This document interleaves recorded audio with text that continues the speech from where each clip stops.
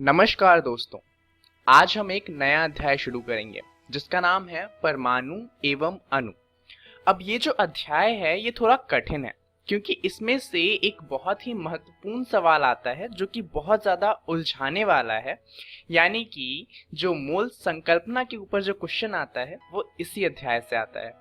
तो अब इस अध्याय को समझने के लिए जो ये पहला वीडियो है इसे हम इंट्रोडक्टरी वीडियो रखेंगे, जहां पर हम जानेंगे कि आखिर परमाणु और अणु होते क्या हैं, और उसके बाद हम डिटेल में इस चैप्टर की शुरुआत करेंगे। तो चलिए जल्दी से जानते हैं कि इस वीडियो में हम क्या जानने वाले हैं। इस वीडियो में हम सबसे पहले बात करेंगे कि आखिर परमाणु है क्या। उसके बाद हम जानेंगे कि परमाणु के गुण क्या क्या होते हैं, और अंत में हम बात करेंगे कि आखिर रासायनिक प्रतिक्रियाएं जो होती हैं वो क्या होती हैं और वो किस तरह से होती हैं। और अगली वीडियो में हम इससे आगे अध्याय को शुरू करेंगे। तो चलिए शुरुआत करते हैं परमाणु को समझते हुए। परंतु इससे पहले चलिए पहले अध्याय को याद करते हैं।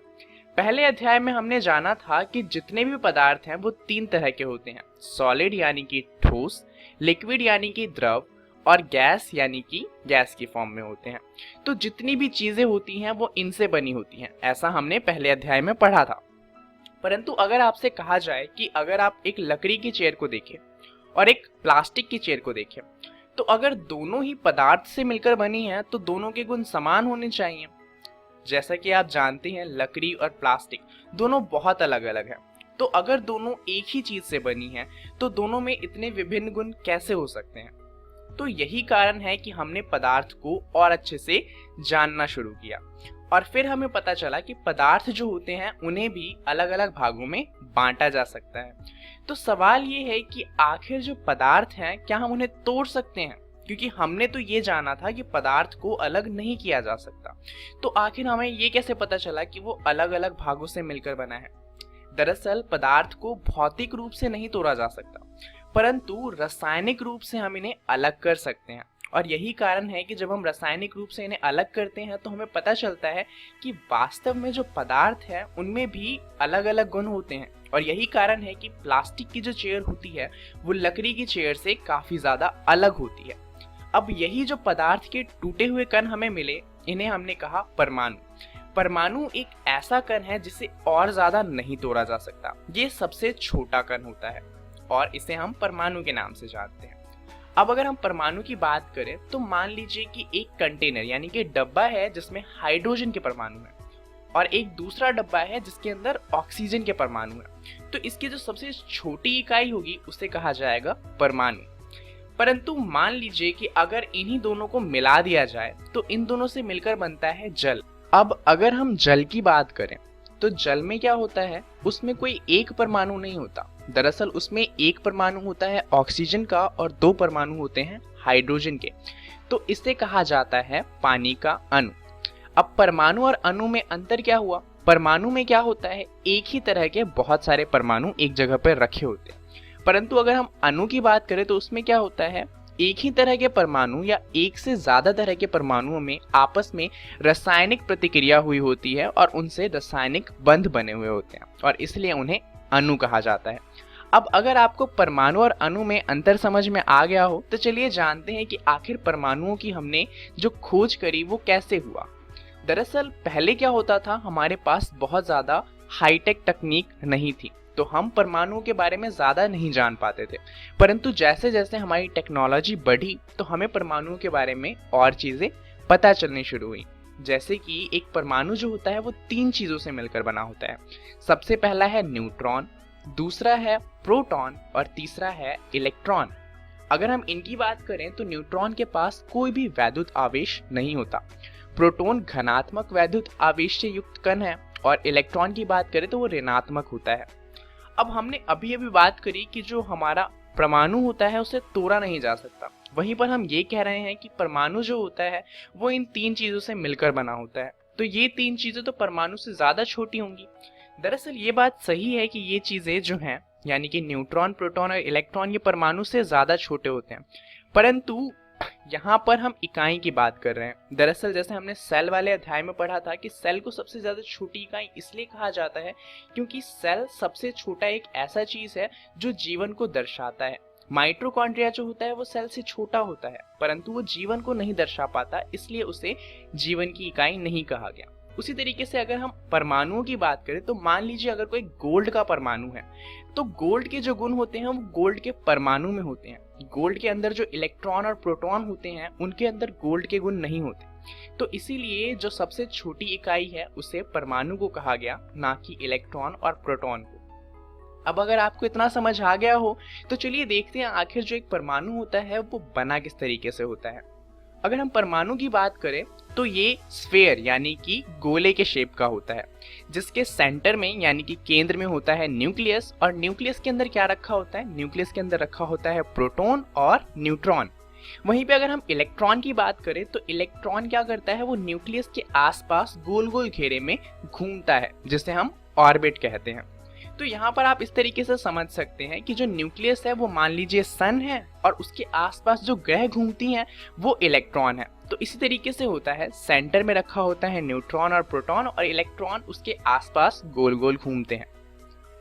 अब यहाँ पर होता किस तरीके से है, दरअसल सेंटर में तो हमारा न्यूक्लियस है, उसके बाहर सबसे पहली शेल जो होती है उसे कहा जाता है के शेल, उसके बाद आता है एल शेल, उसके बाद एम शेल और फिर एन शेल।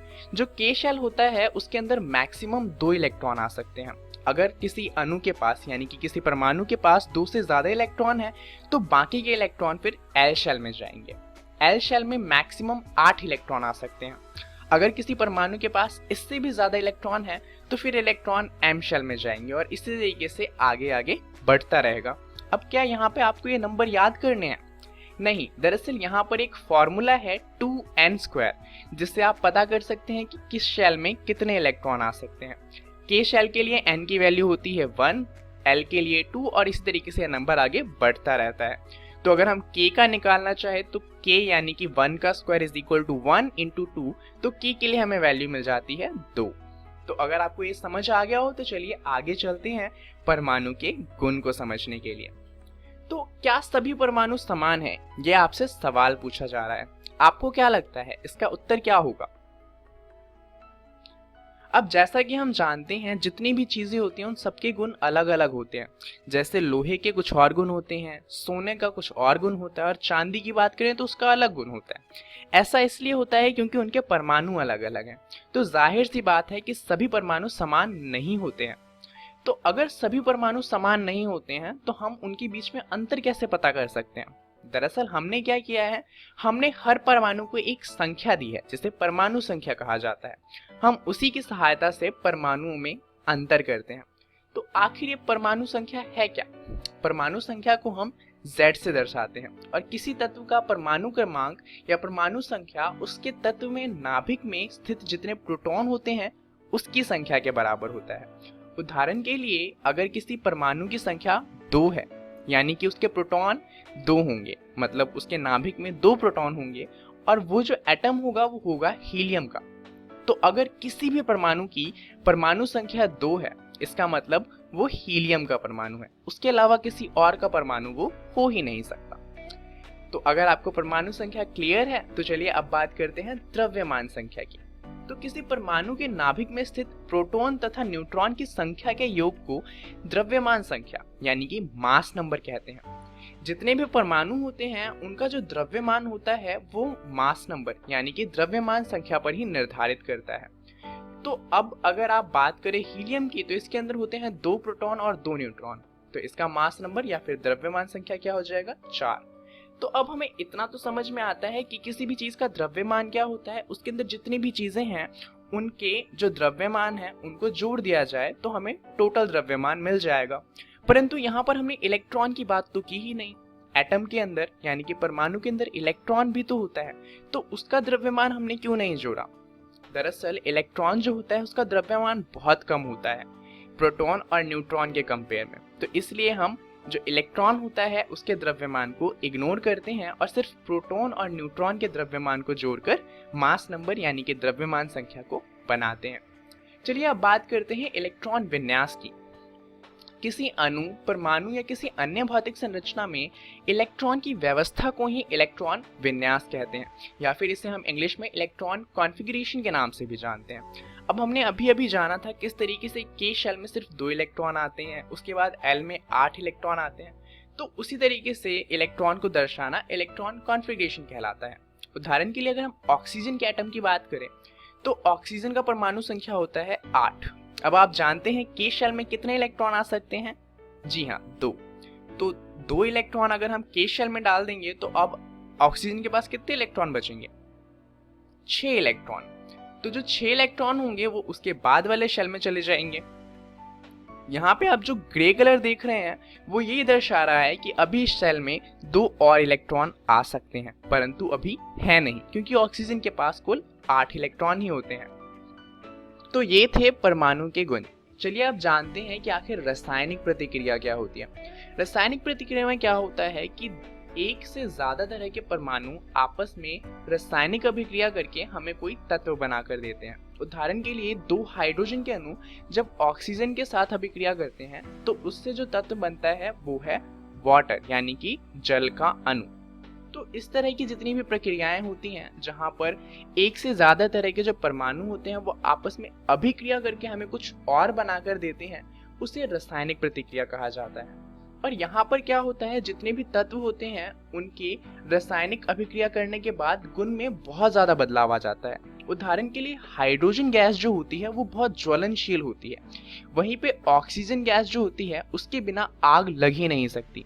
परंतु जब ये दोनों अभिक्रिया करके जल बनाते हैं तो जल जो होता है उसमें आग नहीं लगती, और कई बार जल का इस्तेमाल हम आग बुझाने के लिए करते हैं। तो आप देख सकते हैं किस तरह इनकी जो रासायनिक गुण है वो बिल्कुल बदल चुके होते हैं। तो ये थी रासायनिक प्रतिक्रिया। चलिए जानते हैं इस वीडियो में हमने क्या क्या जान लिया। सबसे पहले हमने बात करी कि परमाणु क्या होते हैं, फिर हमने उनके गुणों को जाना, और अंत में हमने रासायनिक प्रतिक्रिया की बात करी। चलिए जानते हैं कि अगली वीडियो में हम किसके बारे में जानने वाले हैं।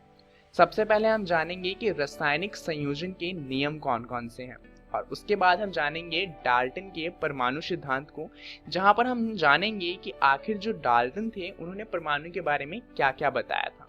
इस वीडियो के लिए इतना ही। धन्यवाद।